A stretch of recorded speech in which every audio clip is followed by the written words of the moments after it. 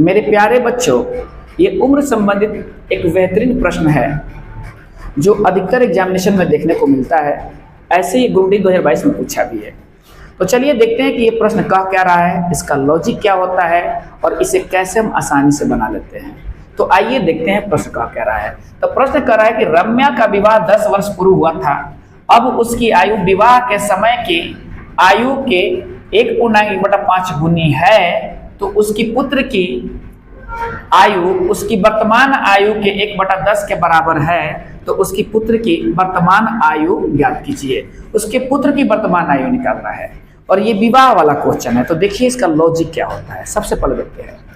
देखिए एगो है कि जब आपका विवाह हुआ था उस समय के आयु, मतलब हम लिखते रहे विवाह के समय के आयु, और एगो होता है वर्तमान आयु जो अभी आयु है आपका वर्तमान आयु। चलिए ये दो बात को ध्यान रखिएगा, विवाह के समय की आयु और वर्तमान आयु ना।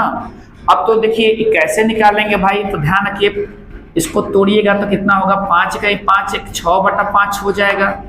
तो जब विवाह हुआ था उस समय आयु कम रहेगा आदमी का, और जब विवाह होने के बाद आयु बढ़ने लगती है। तो जब विवाह हुआ था तो कम कौन है, 5 है, तो विवाह के समय की आयु क्या होगा, 5 होगा। वर्तमान आयु क्या होगा, 6 होगा।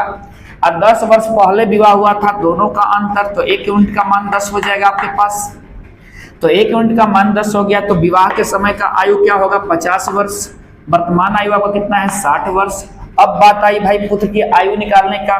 तो पुत्र क्या है भाई, तो वर्तमान आयु का 1/10 है पुत्र की आयु।